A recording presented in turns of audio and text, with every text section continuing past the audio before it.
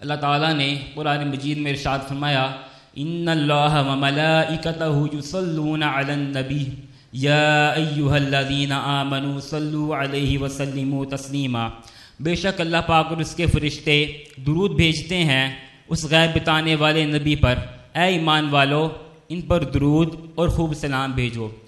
اچھا، یہ قرآن پاک کا وہ آرڈر ہے، وہ حکم ہے۔ اللہ تعالیٰ نے قرآن مجید میں جا بجا احکامات کا ذکر فرمایا ہے، کہیں پر نماز کا حکم ہے، کہیں پر زکوٰۃ کا حکم ہے، لیکن کہیں بھی یہ نہیں فرمایا کہ یہ عمل میں بھی کرتا ہوں، میرے فرشتے بھی کرتے ہیں، اے ایمان والو تم بھی عمل کیا کرو۔ درود پاک ایک ایسا عمل ہے کہ فرمایا اللہ بھی درود بھیج رہا ہے، فرشتے بھی درود بھیج رہے ہیں، اے ایمان والو تم بھی درود بھیجو۔ اچھا، اللہ تعالیٰ کے درود بھیجنے سے یہ مراد کیا ہے؟ اس میں یہ بات بہت سمجھنے کی ہے کہ اللہ تعالیٰ کے درود بھیجنے میں اور فرشتوں اور ہمارے درود بھیجنے میں فرق ہے۔ فرق یہ ہے کہ اللہ تعالیٰ کا درود بھیجنا یہ ہے کہ اپنے نبی صلی اللہ تعالیٰ علیہ وآلہ وسلم پر رحمت نازل فرماتا ہے، اور ہمارا درود یہ ہے کہ ہم دعا کرتے ہیں اے اللہ ہمارے پیارے آقا محمد رسول اللہ صلی اللہ تعالیٰ علیہ وآلہ وسلم پر رحمت نازل فرما۔ حضرت آدم علیہ نبینا علیہ الصلاۃ والسلام کو ابو البشر کہا جاتا ہے۔ آپ کو وہ اعزاز ملا جو کسی کو نہیں ملا۔ آپ کو یہ اعزاز ملا کہ آپ کو تمام فرشتوں نے سجدہ کیا، لیکن یہ سجدہ ایک مرتبہ کیا گیا۔ تفسیر میں لکھا ہے کہ سجدہ آپ کی پیشانی پر موجود نور مصطفیٰ صلی اللہ علیہ وآلہ وسلم کی تعظیم کے لیے کیا گیا، لیکن پھر بھی یہ سجدہ ایک مرتبہ کیا گیا۔ اور ہمارے پیارے آقا صلی اللہ علیہ وآلہ وسلم کی شان یہ ہے کہ اللہ بھی درود بھیج رہا ہے، فرشتے بھی درود بھیج رہے ہیں، اور یہ نہیں فرمایا کہ ایک بار درود بھیجا یا فرشتوں نے ایک مرتبہ درود بھیجا اے ایمان والو تم بھی درود بھیجو۔ یہاں پر جو لفظ استعمال ہوا ہے، جو عربی گرامر جانتے ہیں، یصلون، کنٹینیوسلی مسلسل فرشتے نبی پاک صلی اللہ تعالیٰ علیہ وآلہ وسلم کی بارگاہ میں درود پاک کے نذرانے پیش کر رہے ہیں۔ اس سے ایک اور بات سامنے آتی ہے کہ ہمارے پیارے آقا صلی اللہ علیہ وآلہ وسلم کو ہمارے درود پاک پڑھنے کی حاجت نہیں ہے۔ اللہ تعالیٰ کے لشکروں کی تعداد کیا ہے؟ اللہ تعالیٰ ارشاد فرماتا ہے اور تمہارے رب کے لشکروں کو تمہارے رب کے سوا کوئی نہیں جانتا۔ لشکروں میں سب سے زیادہ جو تعداد ہے وہ فرشتوں کی ہے۔ جب اتنے معصوم فرشتوں کے درود پاک نبی اکرم صلی اللہ تعالیٰ علیہ وآلہ وسلم کی بارگاہ میں پیش کیے جا رہے ہیں تو ہمیں کیوں کہا گیا کہ ہم درود پاک پڑھیں؟ علماء نے بڑی پیاری بات لکھی، ہمیں اس لیے کہا گیا کہ ہم درود پاک پڑھیں تاکہ ہماری جھولیاں بھی بھر دی جائیں، تاکہ ہم بھی رحمتیں اور برکتیں سمیٹ لیں، ہمارے گناہ بھی معاف کر دیے جائیں۔ پیارے پیارے اسلامی بھائیو، ہمیں چاہیے کہ ہم درود پاک کی کثرت کریں، اس کی برکت و رحمتیں سمیٹیں اور فرشتوں کے ساتھ اس عمل میں شریک ہو جائیں۔ آئیے میرے ساتھ مل کر درود پاک پڑھ لیجئے۔ صلو علی الحبیب صلی اللہ تعالی علی محمد صلی اللہ علیہ وآلہ وسلم۔ آپ تمام اسلامی بھائی میری والدہ مرحومہ کے سالانہ ختم شریف میں تشریف لائے، آپ کا دل سے شکریہ ادا کرتا ہوں۔ اللہ پاک آپ کو دنیا اور آخرت میں کامیابیاں کامرانیاں عطا فرمائے، آپ کو ڈھیروں خوشیاں عطا فرمائے، آپ کو سلامت رکھے۔ میں نے آپ کے سامنے پارہ نمبر 26 سورہ احقاف کی آیت نمبر 15 تلاوت کی۔ اللہ تعالیٰ ارشاد فرماتا ہے وَوَصَّيْنَا الْإِنسَانَ بِوَالِدَيْهِ إِحْسَانًا، اور ہم نے آدمی کو تاکید کی اپنے ماں باپ کے ساتھ نیک برتاؤ کی۔ اللہ تعالیٰ نے قرآن مجید میں جگہ جگہ ماں باپ کے مقام و مرتبے کو ذکر کیا ہے۔ دونوں کا مقام و مرتبہ بہت بلند ہے۔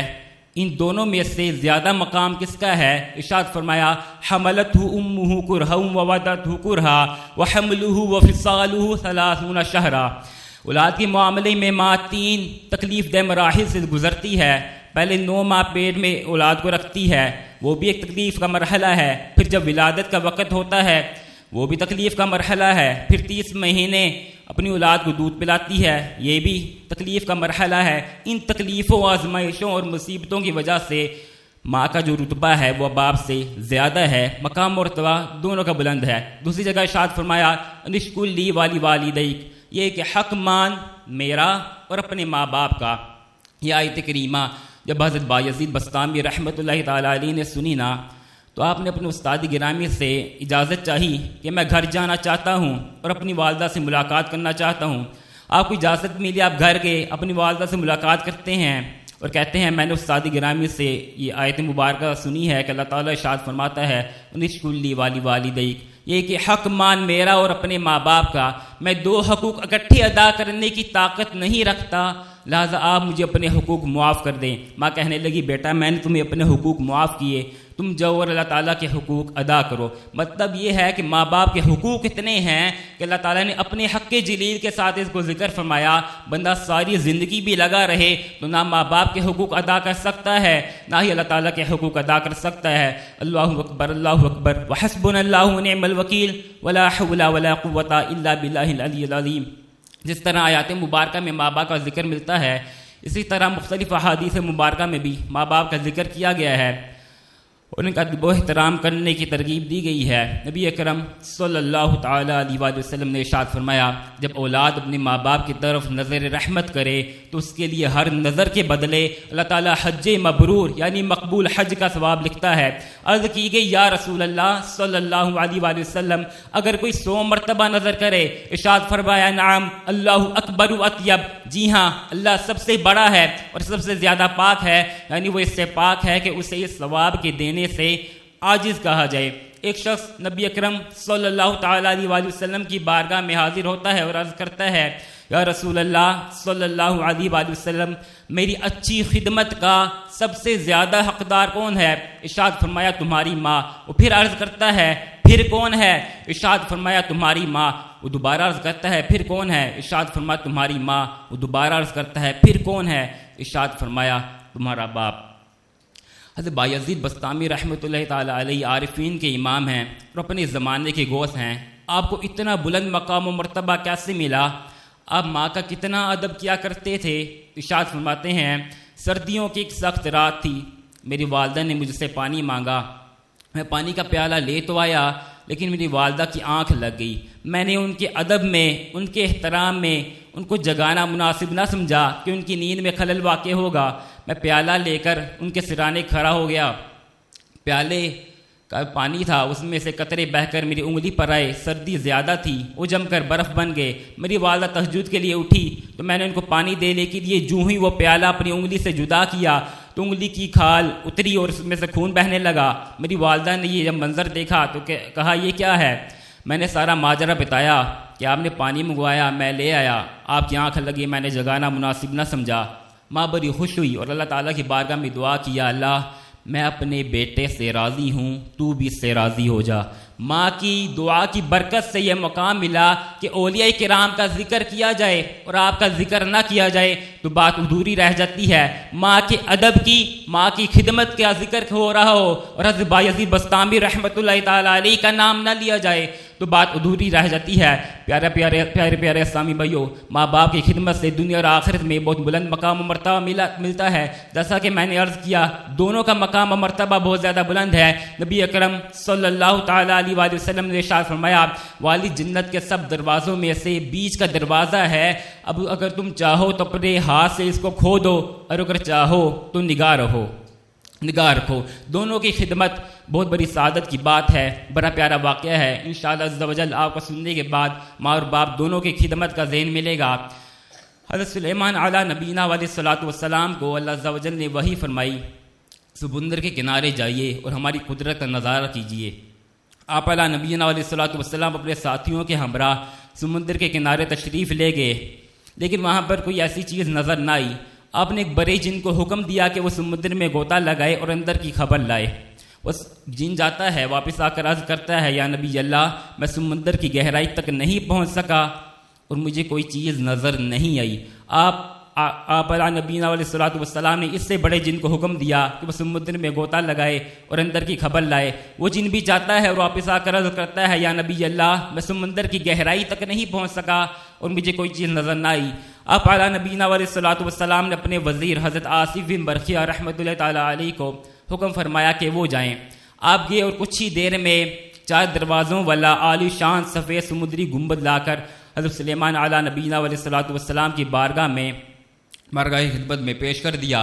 اس کا ایک دروازہ موتی کا، دوسرا دروازہ یاقوت کا، تیسرا دروازہ ہیرے کا، چوتھا دروازہ زمرد کا تھا۔ گنبد کے چاروں دروازے کھلے ہوئے تھے، اس کے باوجود اس کے اندر سمندر کے پانی کا کوئی قطرہ نہیں گیا ہوا تھا۔ اس کے اندر ایک حسین نوجوان نماز پڑھ رہا تھا۔ جب اس نوجوان نماز سے فارغ ہوا، حضرت سلیمان علیہ نبینا علیہ الصلوۃ والسلام نے اس سے سلام کیا اور اس کے بعد اس گنبد کے بارے میں دریافت کیا۔ کہنے لگا یا نبی اللہ، میری والدہ نابینا تھی اور میرا باپ معذور تھا، الحمدللہ میں نے 70 سال ان کی خدمت کی۔ میری والدہ نے بوقت فوت اللہ تعالیٰ کی بارگاہ میں دعا کی، یا اللہ میرے بیٹے کو درازی عمر بالخیر عطا فرما، اور میرے والد نے بوقت وفات دعا کی، یا اللہ میرے بیٹے کو ایسی جگہ عبادت پر لگا جہاں پر شیطان مداخلت نہ کر سکے۔ وہ شخص کہتا ہے کہ والد مرحوم کے تدفین کے بعد میں سمندر کے کنارے آیا، میں نے یہ گنبد دیکھا، میں اس کے اندر داخل ہو گیا، اتنے میں ایک فرشتہ آیا، اس نے اس گنبد کو پکڑا اور سمندر کی گہرائی تک پہنچا دیا۔ حضرت سلیمان علیہ نبینا علیہ الصلوۃ والسلام نے اس شخص سے پوچھا تم اس گنبد میں ہو کب سے؟ وہ کہنے لگا میں حضرت ابراہیم علیہ نبینا علیہ الصلوۃ والسلام کے دور کا اس گنبد میں موجود ہوں۔ حضرت سلیمان علیہ نبینا علیہ الصلوۃ والسلام نے جان لیا کہ اس شخص کو اس گنبد میں 2000 سال گزر چکے ہیں، اس کے باوجود اس کے جسم کا کوئی بال بھی سفید نہیں ہوا، یہ ابھی تک جوان ہے۔ حضرت سلیمان علیہ نبینا علیہ الصلوۃ والسلام نے پوچھا تم کھاتے کیا ہو؟ وہ کہنے لگا روز ایک پرندہ آتا ہے، اس کی چونچ میں ایک زرد پیلی چیز ہوتی ہے، میں وہ کھاتا ہوں، مجھے دنیا کے تمام کھانوں کے لذتوں کا احساس ہوتا ہے، اس کے علاوہ سردی، گرمی، گھبراہٹ، وحشت، یہ تمام چیزیں مجھ سے دور رہتی ہیں۔ آپ علیہ نبینا علیہ الصلوۃ والسلام نے اس نوجوان کی خواہش پر حضرت آصف بن برکھیہ رحمۃ اللہ تعالیٰ علیہ کو حکم فرمایا کہ وہ اس گنبد کو دوبارہ سے سمندر کی گہرائی تک پہنچا دیں، اور پھر آپ لوگوں سے مخاطب ہوئے اور فرمایا اے لوگو، اللہ پاک آپ پر رحم فرمائے، دیکھا اپنے ماں باپ کی دعا کس قدر قبول ہوتی ہے، ماں باپ کی نافرمانی سے بچو۔ پیارے پیارے اسلامی بھائیو، ماں باپ دونوں کا بہت بلند مقام و مرتبہ ہے۔ ماں باپ کی دعا کا صلہ یہ ملا کہ اللہ تعالیٰ نے اسے ایسی جگہ عبادت پر لگایا جہاں پر شیطان مداخلت نہیں کر سکتا تھا، اور لمبی عمر دی ماں کی دعا کی برکت سے نبی اکرم صلی اللہ تعالیٰ علیہ وآلہ وسلم نے ارشاد فرمایا الجنت تحت اقدام الامہات، جنت ماؤں کے قدموں تلے ہے۔ نبی اکرم صلی اللہ تعالیٰ علیہ وآلہ وسلم نے ارشاد فرمایا جس نے اپنی والدہ کے پاؤں کو چوما وہ ایسا ہے جیسے اس نے جنت کی چوکھٹ یعنی دروازے کو بوسہ دیا۔ یاد رکھیے ماں کی دعا جلد قبول کی جاتی ہے، ماں کی دعا بہت جلد قبولیت کی معراج کو پہنچتی ہے۔ نبی اکرم میرے اور آپ کے آقا صلی اللہ تعالیٰ علیہ وآلہ وسلم نے ارشاد فرمایا ماں کی دعا جلد قبول کی جاتی ہے۔ عرض کی کہ اس کی کیا وجہ ہے؟ ارشاد فرمایا ماں باپ کے مقابلے میں زیادہ مہربان ہوتی ہے اور رحم کی دعا جلد قبول کی جاتی ہے۔ حضرت موسیٰ علیہ نبینا علیہ الصلوۃ والسلام نے ایک بار اللہ عز و جل کی بارگاہ میں عرض کی یا اللہ مجھے میرا جنت کا ساتھی دکھا۔ اللہ عز و جل نے وہی فرمائی فلاں قصبے میں فلاں قصاب تمہارا جنت کا ساتھی ہے۔ حضرت موسیٰ علیہ نبینا علیہ الصلوۃ والسلام اس قصبے میں تشریف لے گئے، اس قصاب کے پاس تشریف لے گئے۔ مسافر اور مہمان ہونے کے ناطے جان پہچان نہ ہونے کے باوجود اس نے آپ کی دعوت کی۔ جب کھانے کا وقت ہوا کھانا کھانا شروع کیا، ایک نوالا وہ قصاب خود کھاتا، دو نوالے اس نے اپنی قریب ایک زنبیل رکھ لی، ٹوکرا رکھ لیا، اس کے اندر دو نوالے ڈال دیتا۔ یہ منظر حضرت موسیٰ علیہ نبینا علیہ الصلوۃ والسلام نے دیکھا۔ اتنے میں دروازے میں دستک ہوتی ہے، وہ قصاب اٹھتا ہے کہ میں دیکھوں دروازے میں کون ہے۔ اس دروازے کے قریب گیا، حضرت موسیٰ علیہ نبینا علیہ الصلوۃ والسلام نے اس زنبیل کے اندر جھانکا کہ اس کے اندر کون ہے۔ اس کے اندر دو ضعیف العمر مرد اور عورت تھے۔ جو ہی ان دو مرد عورت نے حضرت موسیٰ علیہ نبینا علیہ الصلوۃ والسلام کو دیکھا تو ان کے ہونٹوں پر مسکراہٹ پھیلی اور وہ انتقال کر گئے۔ وہ قصاب واپس آیا اور اپنے فوش شدہ والدین کو دیکھ کر اس نے جان لیا کہ جو شخصیت میرے گھر آئی ہے یہ کوئی معمولی شخصیت نہیں ہے، یہ اللہ کے نبی حضرت موسیٰ علیہ نبینا علیہ الصلوۃ والسلام ہیں۔ اس نے حضرت موسیٰ علیہ نبینا علیہ الصلوۃ والسلام کی دست بوسی کی اور کہنے لگا آپ حضرت موسیٰ علیہ نبینا علیہ الصلوۃ والسلام ہیں۔ حضرت موسیٰ علیہ السلام نے فرمایا تمہیں کیسے اندازہ ہوا؟ وہ کہنے لگا میرے والدین روزانہ گڑ گڑا کر دعا کیا کرتے تھے یا اللہ ہمیں حضرت موسیٰ علیہ السلام کے جلووں میں موت نصیب فرمانا۔ میں نے جب اپنے والدین کو فوش شدہ پایا تو میں نے جان لیا کہ آپ حضرت موسیٰ علیہ السلام ہیں۔ پھر وہ قصاب پھر عرض کرنے لگا کہ میری والدہ جب کھانا کھا لیتی تھی تو دعا کیا کرتی تھی اللہ تعالیٰ کی بارگاہ میں کہ یا اللہ میرے بیٹے کو جنت میں حضرت موسیٰ علیہ نبینا علیہ الصلوۃ والسلام کا پڑوسی بنانا۔ حضرت موسیٰ علیہ السلام نے فرمایا مبارک ہو اللہ تعالیٰ نے جنت میں تجھے میرا ساتھی بنایا ہے۔ پیارے پیارے اسلام بھائیو، ماں کی دعا، ماں کی خدمت، ماں باپ کی خدمت کا صلہ یہ ملا کہ اللہ تعالیٰ نے اس قصاب کو جنت میں اپنے نبی حضرت موسیٰ علیہ نبینا علیہ الصلوۃ والسلام کا پڑوس نصیب فرمایا۔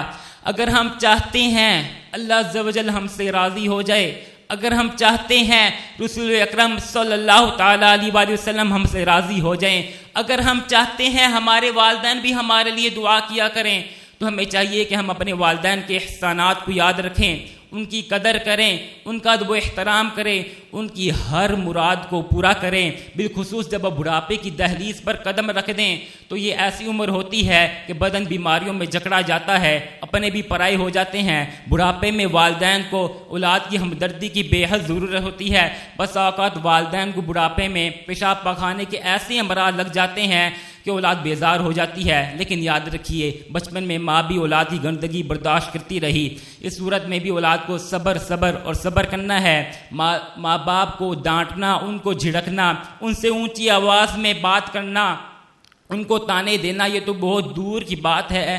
ان کے سامنے اف بھی نہیں کرنی چاہیے، ورنہ بازی ہاتھ سے جا سکتی ہے اور تباہی دنیا اور آخرت میں مقدر بن سکتی ہے۔ پیارے پیارے اسلامی بھائیوں، جس طرح ماں کی فرما برداری پر دنیا اور آخرت میں جزا دی جاتی ہے، جس طرح ماں کی فرما برداری پر دنیا اور آخرت میں کامیابی ملتی ہے، اسی طرح ماں باپ کی نافرمانی کی بہت زیادہ سخت وعیدیں ہیں۔